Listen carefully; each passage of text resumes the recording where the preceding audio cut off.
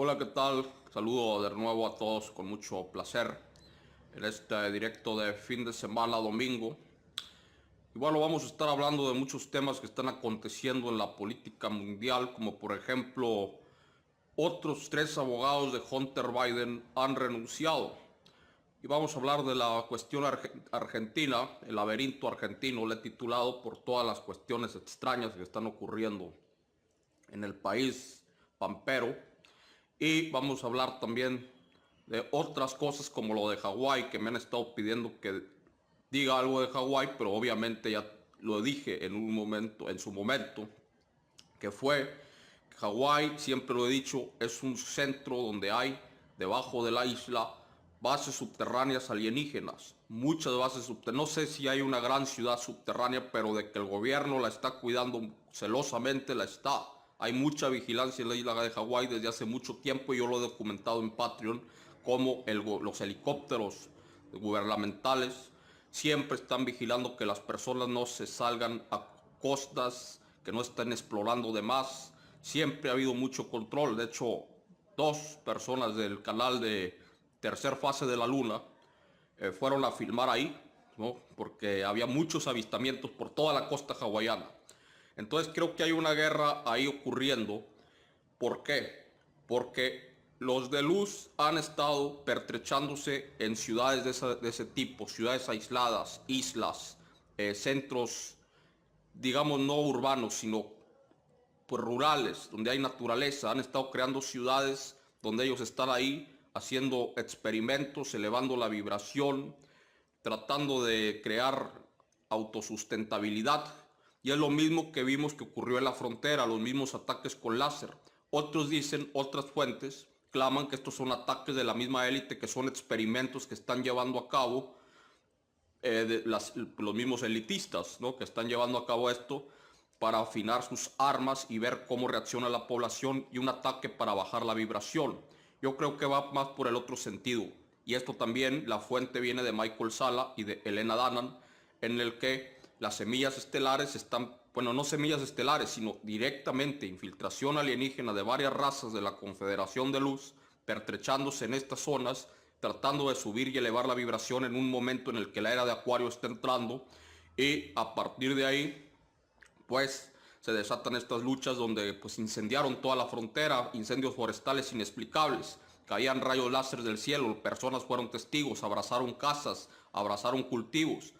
Y lo mismo se repite en Hawái, un evento en el que las personas incluso se tiraban al mar desesperadas por salir de todo lo que era el caos que estaba ocurriendo en ese momento. Vamos a saludar a las personas. Hola y buenas noches, Marco. ¿Puedes opinar de Hawái? Gracias y bendiciones.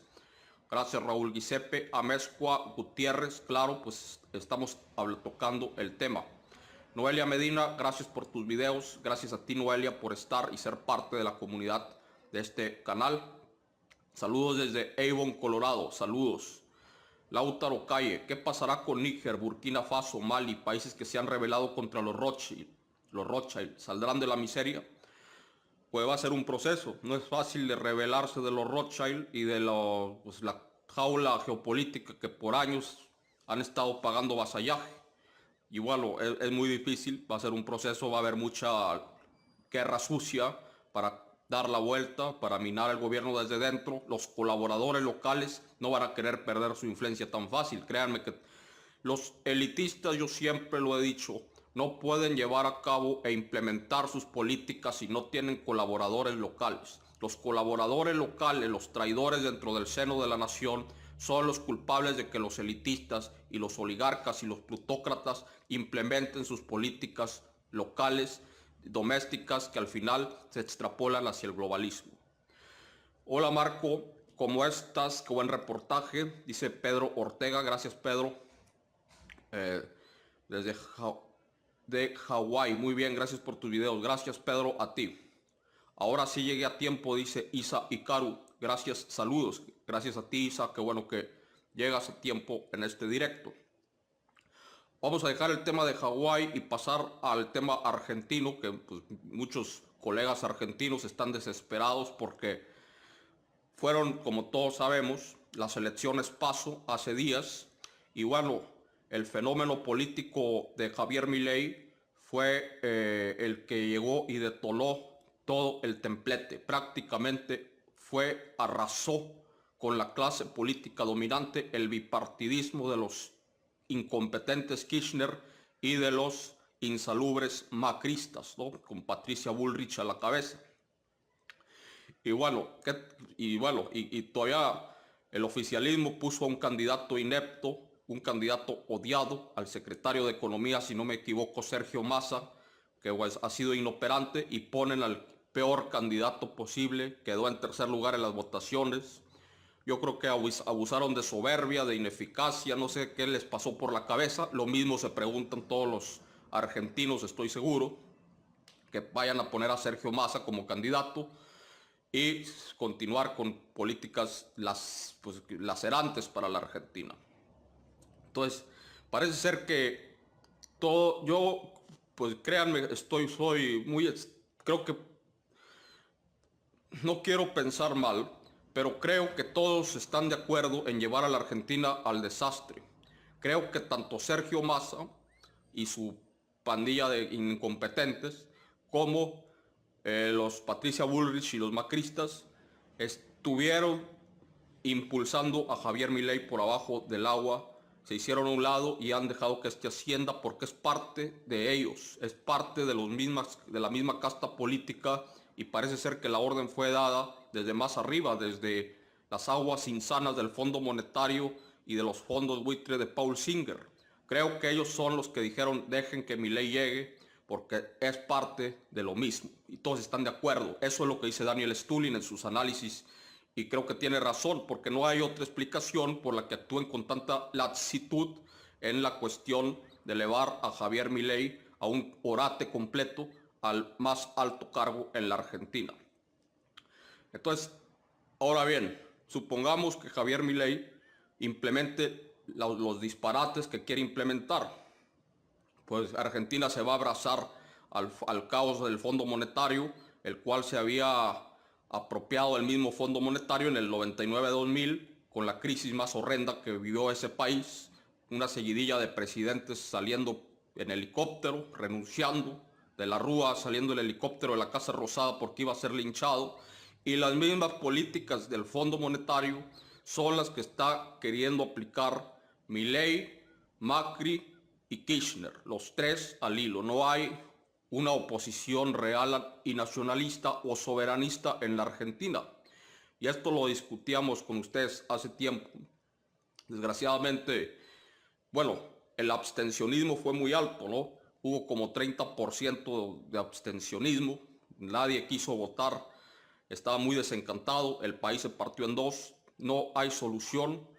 Las personas en su desesperación por estas tasas de inflación impresionantes, pues se arrojaron a los brazos de un orate y ese orate pues los va a llevar hacia la eliminación del peso argentino y la adopción del dólar, en la cual van a tener que pagarle a la Reserva Federal un 10% anual y va a mermar las finanzas argentinas, ¿no? Pero es más peligroso de lo que parece esto, ¿no? ¿Por qué? Pues prácticamente porque va contracorriente de todo lo que está pasando. O sea, los incompetentes kirchneristas con Alberto Fernández, que se hizo el payaso, no es que sea tonto Alberto Fernández, está jugando un papel, esa es mi opinión. Como candidato fue uno y como presidente fue un timorato, pero no fue un timorato incompetente de nacimiento, sino fue un personaje, un gran actor que se hizo el incompetente y adoptó un personaje payasesco para el público argentino, pero por dentro, por su fuero interno, está de parte de toda la podredumbre política que hace mucho tiempo está enquistada en la Argentina. Y bueno, ¿por qué lo hizo así? ¿Por qué se comporta como un torpe? Porque lo mismo pasó con Fox, se comportaba como un torpe, como un idiota de cara al público, pero el tipo implementaba políticas conservadoras, neoliberales e incluso pues muy irresponsables. Dice, Milei, un ultraconservador, va a hacer medidas de ajuste, van a perder todas las políticas sociales, sería lo peor para los Ches. Macri, un ladrón de lomo a lomo. Todo esto tiene una explicación. La explicación es el Fondo Monetario Internacional. ¿Por qué el señor Macri pidió tanta deuda al Fondo Monetario en tiempos electorales? Pidió miles de millones de dólares, enriqueció al grupo de Buenos Aires, a toda la casta, a todos los empresarios de Buenos Aires, los hizo multimillonarios, quiso robar la elección con propaganda, porque también para eso pidió ese préstamo pues impresionantemente irresponsable al Fondo Monetario, a sabiendas la empresa criminal que es el Fondo Monetario, que no iba a poderlo pagar la Argentina y que lo tenía que pagar la administración siguiente. La política de Daniel Fernández, o de Alberto Fernández, perdón, y Cristina Kirchner en campaña electoral era decir: nosotros no vamos a pagar un centavo de lo que pidió ese irresponsable. ¿Por qué? Porque no nos corresponde, no tenemos el capital y no nos vamos a endeudar. Debió haber pasado por el Congreso, pero como Argentina tiene una figura presidencial con poderes plenipotenciarios, al igual que México, pidieron el préstamo, se les dio y no pudieron detener la hecatombe. Sin embargo, ya en el poder podían haberse revelado de una u otra forma para subsanar o mínimamente que quiten los intereses y haber hecho una política de Estado y una propaganda continental para exponer las tropelías del Fondo Monetario y quemarlo a nivel global, diciendo que es una empresa criminal, que está atrasado, que están pidiéndole intereses sobre intereses, que no le importen lo más mínimo los argentinos ni el pueblo, que da préstamos irresponsables, y la Argentina se iba a negar a pagar. ¿Y quién los iba a obligar a pagar? Pues nadie. ¿Por qué? Porque ellos son los que llegaron al poder. No se les preguntó que iban a pedir ese préstamo y se podían abrazar de los BRICS y de los países circundantes que están girados a la izquierda. Claro que hay izquierdas travestis como Boric, izquierdas travestis ahí que pues no son tan buenos asideros, pero se pudieron abrazar de México incluso, porque México, que tiene un peso y preponderante con el político, uno de los fenómenos políticos más grandes del planeta, con López Obrador, pudieron hacer algo, pudieron conectar los nodos y hacer una recriminación al fondo y ver cómo negociaban la deuda. ¿Pero qué hicieron? Pues no, siguieron pagando los intereses y pedir préstamos para pagar intereses. Ya se hagan de cuenta que están como en una casa de usura, pagando, y los argentinos de a pie son los que con sus impuestos van y son expoliados, son prácticamente fulminados. Qué pena, la gente no piensa más allá del desastre actual. En el futuro sería peor, me recuerda al presidente de Ucrania, Milei. Bueno, entonces no hicieron eso, no hicieron nada, prácticamente siguieron en el mismo camino los kirchneristas. La inflación se disparó y el Fondo Monetario está feliz. El Fondo Monetario también está feliz, el Reino Unido está feliz, Paul Singer, los fondos buitre. Por ahí Cristina en su momento sí se rebeló un poco contra los fondos buitre, etcétera, pero bueno, Macri lo echó todo a perder. Y ahora estamos observando que prácticamente la Argentina está en un laberinto, porque va a llegar Milei y va a terminar de dar el batacazo. Va a llegar a la presidencia, que eso es lo que más parece ser, espero que no, pero es lo que más es factible según las elecciones PASO, y va a terminar de arrojar a la Argentina a los brazos imperialistas, que por cierto son sus enemigos más acérrimos, los ingleses, los británicos. Hubo una guerra que se libró en las Malvinas, que costó sangre a los argentinos, y ahora van y se van a abrazar de un loco que los va a entregar prácticamente a la mafia británico-sionista y a las instituciones de Bretton Woods, que en su momento hicieron pedazos a Argentina. Ahora bien, recordemos que Milei, que supuestamente es un antisistema, que viene de outsider, sin embargo, pues de antisistema no le veo nada, porque el tipo le dan un día sí y otro también exposición en los medios. Parece que lo están metiendo en la sopa en toda la Argentina, en los medios de comunicación más preponderantes. Y ahí está Milei.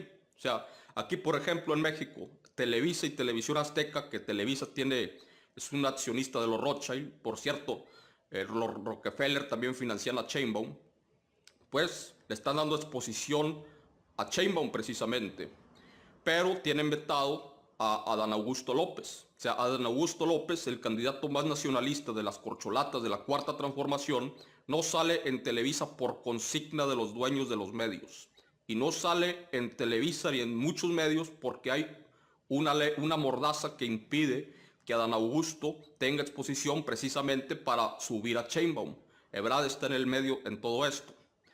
Noroña está en el cuarto lugar, muy abajo, pero Adán Augusto es uno de los favoritos también en las encuestas y lo bajan. Las encuestas lo cucharean, los medios lo tapan.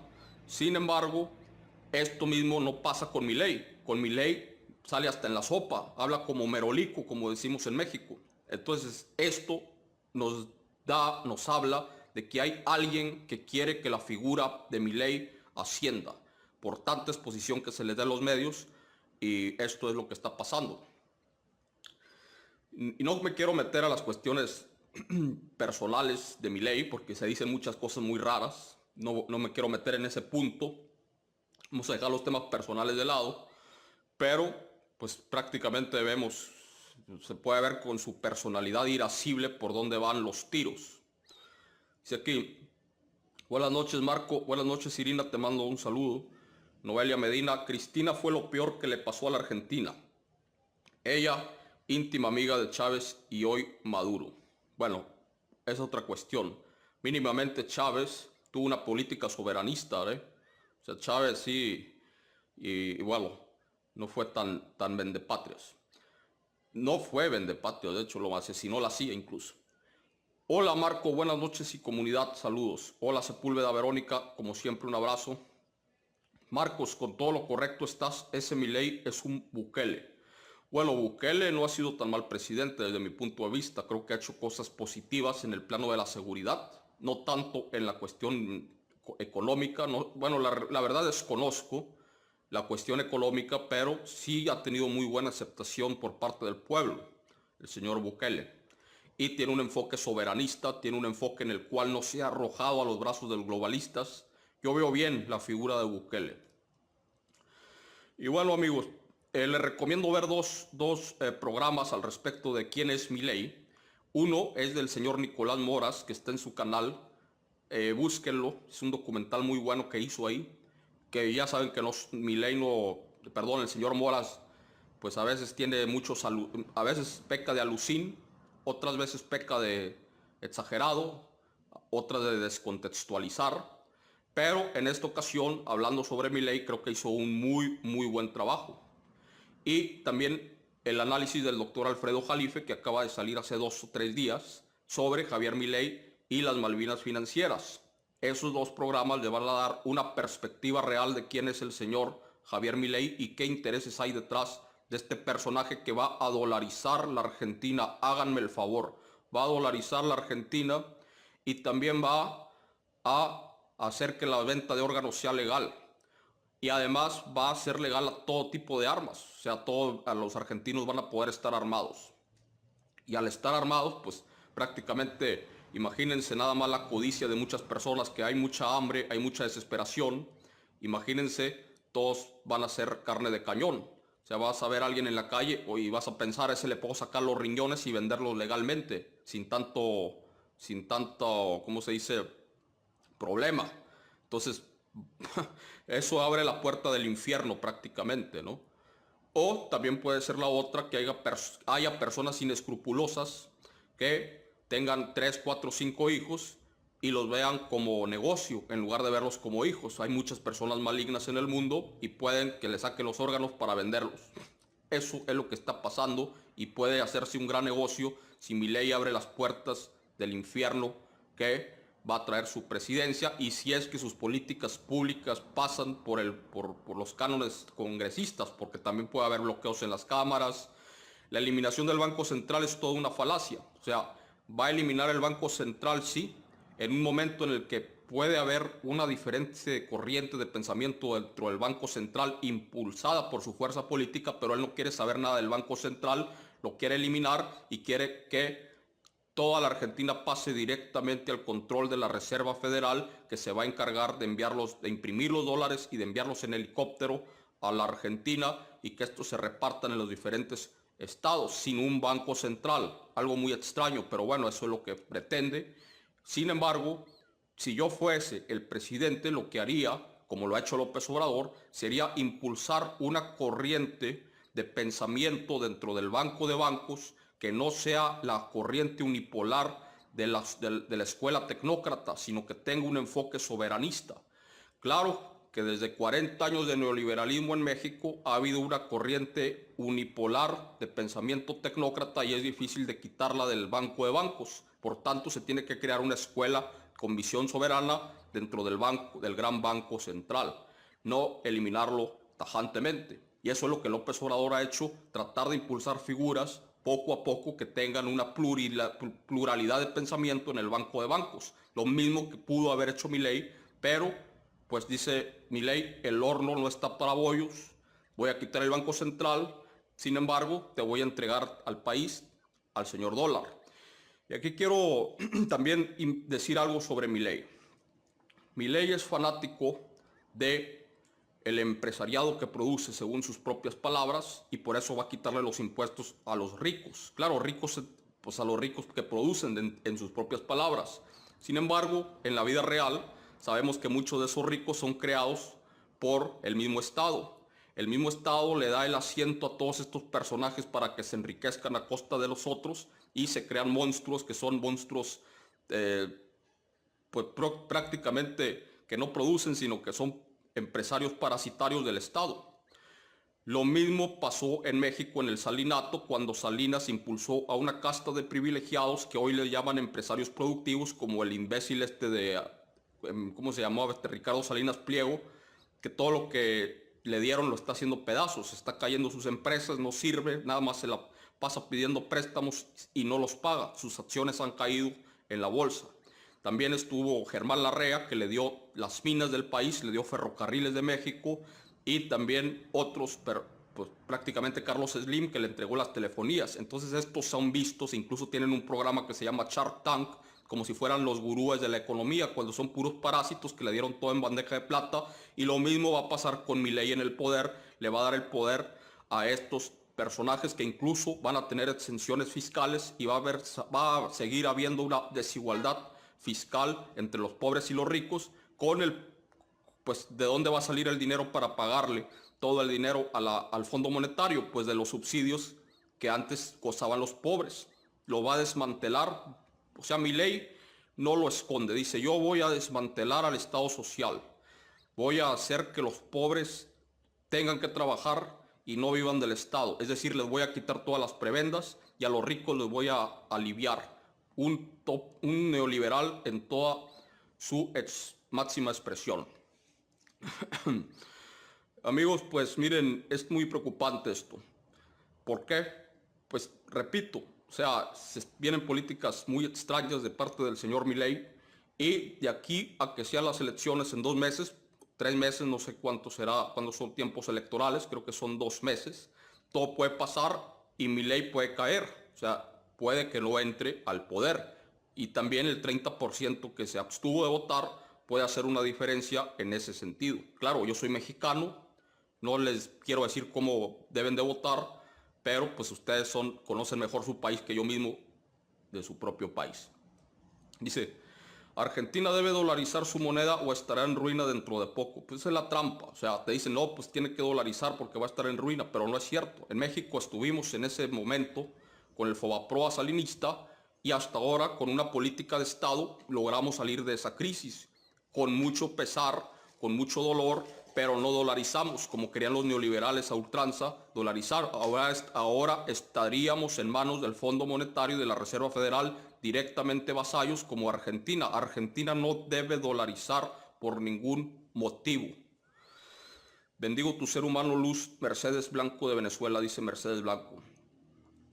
Y bueno, lo peor de todo, les digo, que Milei es fanático de esta escuela de pensamiento de Ayn Rand, se llama la escritora Ayn Rand, que dice que los productores, o sea, los empresarios que producen son los que mueven la economía y los que mueven el mundo, y que los estatistas son los parásitos sociales saqueadores.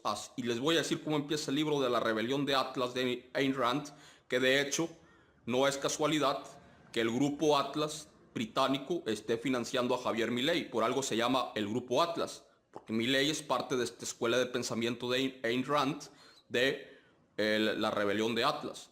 Vamos a ver a la ficción. ¿Cómo empieza el libro ridículo de Ayn Rand de la rebelión de Atlas? Bueno, el libro empieza de una manera muy cursi.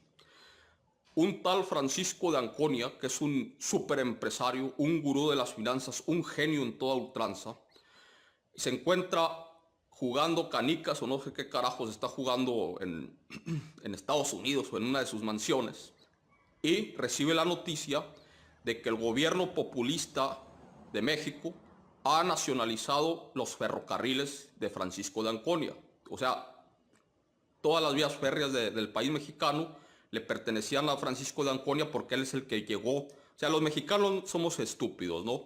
Somos idiotas, ineptos y no sabíamos cómo poner una vía férrea. Entonces Francisco de Anconia, un personaje de alcurnia, un personaje de, pues prácticamente que tiene madera de genio, llegó y dijo: a ver, mexicanos idiotas, voy a llegar a hacerles sus vías y les voy a bajar el precio y les voy a poner sus tren. Y todo el tren me van a pagar un impuesto, pero va a estar muy bonito el tren, ¿no? Va a ser de lujo. Entonces llega un gobierno populista, estatista, y dice: no, pues sabes que todo este tren que me construiste pasa a nacionalizarse. Y tú, Francisco de Anconia, pues ya no tienes nada que ver en México. Entonces así empieza, ¿no? Y le recibe la nota el tipo jugando canicas en su mansión, ve que lo nacionalizó, y cuando le enseñan que el tren fue nacionalizado, se ríe, ¿no? Se ríe, como que trae un plan oculto el señor de Anconia, dice: déjalos que nacionalicen. Y se ríe porque él sabe que como los estatistas idiotas no van a poder sacar adelante el tren, pues se les va a desmoronar. Porque el único que sabe crear trenes pues es él. Y los que lo van a mantener pues no lo van a mantener bien, porque el dinero va a ser público, va a ser de subsidios y ahí va a estar en la ruina. Y por eso se rió, ¿no? Cuando vio la nota, el tren se va a hacer pedazos con esos comunistas, ¿no? Bueno, en la vida real, ¿qué pasó?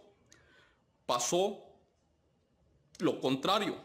Los neoliberales, Salinas de Gortari, le entregó a Ferromex, una empresa del Estado, a un empresario, a Germán Larrea, todas las vías férreas del país, muchos subsidios. No les entregó directamente los trenes, ¿no? Le entregó licitaciones para que el tipo las trabaje, y esas licitaciones pues fueron asignadas por consigna por Salinas de Gortari. ¿Qué ha pasado con Ferrocarriles de México? Porque Germán Larrea tiene muchas concesiones, pero también tienen los hijos de Fox otras concesiones que Fox les otorgó en su momento. Hicieron un negocio privado los neoliberales de los trenes mexicanos, pues que las vías férreas no las han actualizado. Las vías férreas en México son de lo más atrasado en el mundo. De la época de Porfirio Díaz, ahí todavía se ven los trenes de carga todos rayados, se ven las vías todas oxidadas. No han producido más que dinero para ellos, pero sin reinvertir en los trenes, sin reinvertir en nada. En la época de la piedra tienen a ferrocarriles mexicanos prácticamente, y pusieron una cosa ridícula que se llama el tren de la salud para exentar impuestos, ¿no? Este tren de la salud supuestamente es un tren, bueno, no supuestamente, es un tren que lleva salud a los mexicanos en los rincones más apartados, y lleva como 8 o 10 años funcionando, pero en realidad son exenciones fiscales para no pagar impuestos. Si es altruista o no es lo de menos. Están haciendo un negocio redondo con los trenes y los tienen abandonados. Entonces ahí vemos la falsedad de la teoría de Ayn Rand, en el cual pues sus trenes, bueno, pues de Francisco de Anconia que producían, pues era lo máximo, ¿no? En el libro, y llegaron los populistas y decayeron. Y en realidad el gobierno tecnócrata de la escuela de los Chicago Boys de Salinas de Gortari, que son tecnócratas y neoliberales, le dieron el tren a los privados y los trenes se atascaron y se quedaron en la ruina, atrasados. Y cuando llegó un gobierno populista, del cual se expresa Ayn Rand en su libro La rebelión de Atlas, que es populista, diríamos López Obrador, que es con el que lo comparan con un populismo, yo no estoy de acuerdo con ese término. no es populista cuando todo está integrado en la Constitución mexicana. Pues llegó López Obrador y lo que hizo fue hacer un tren Maya, un megatren que va a pasar y va a darle a todo el sur del país mucha derrama económica, y va a ser con asientos de lujo, con cabinas de lujo, va a ser también transporte de carga, y está actualizando y llevándolo incluso a que sea un proyecto de alcance global y que sea un proyecto un proyecto de primer nivel. Entonces ahí vemos la diferencia entre una escuela y otra, ¿no? En la práctica, en la teoría y en la práctica. Claro está que el López Obradorismo ha tenido muchos retrasos porque los jueces corruptos al servicio de Claudio X González y otros neoliberales, que obviamente están pagando dinero del Pentágono a los jueces para detener las obras magnas de la nación, pues han querido detener esta obra. Y vemos entonces cómo en la práctica el gobierno estatista con visión soberana ha sido mucho mejor que el gobierno neoliberal de los tecnócratas. Sin embargo, en el libro de Ayn Rand dice lo contrario, dice que los tecnócratas son los que producen y los estatistas son los que saquean, y esa es la ideología que trae Milei en la cabeza y que va a llevar a una Argentina convulsionada y que la va a meter incluso prácticamente en un corralito, no, sino en un corralote. ¿Por qué? Porque tenemos que el tipo incluso dice que el ministro de Economía, Caballo, esto sí me parece inverosímil, ¿no? Caballo es el mejor ministro de Economía que ha tenido el país en décadas, y que Menem también fue un fenómeno político como jamás se había visto en Argentina, lo máximo. Siendo que Caballo lo querían linchar, renunció en medio de protestas porque la gente tenía hambre, se robó los ahorros de los argentinos con el corralito, y ese personaje es el que Javier Milei alaba. Entonces se puede ver, no tengo yo una bola de cristal, pero si esos son los personajes que está alabando a un tipo nefasto como Caballo, pues podemos ver hacia dónde va la Argentina con este orate. Amigos, hasta aquí dejo el directo, espero que les haya agradado el análisis. Y bueno, yo deseo lo mejor para Argentina. Saben que aquí tengo muchos suscriptores y amigos argentinos. No quiero ser agorero del fracaso, pero no veo otra cosa que salga de esto. O sea, lo que estoy observando realmente es una cosa nefasta que se viene para Argentina, cuando se puede abrazar de los BRICS y puede asirse a otros países que tienen una visión de Estado y que los pueden ayudar a salir del bache en que los metieron los macristas. Y eso no es lo que hizo Alberto Fernández y Cristina, sino que siguieron por el mismo rumbo hacia los 12 pasos hacia el infierno, de los que habla el libro de Joseph Stiglitz, el premio Nobel de Economía. Dice aquí: buenas noches Marcos, saludos desde Perú, gracias, un abrazo, saludos cordiales desde Santiago de Chile. Recuerden amigos que estamos en Patreon, ya subiré videos en Patreon, no he tenido tiempo, perdón, pero ya subiré videos en Patreon.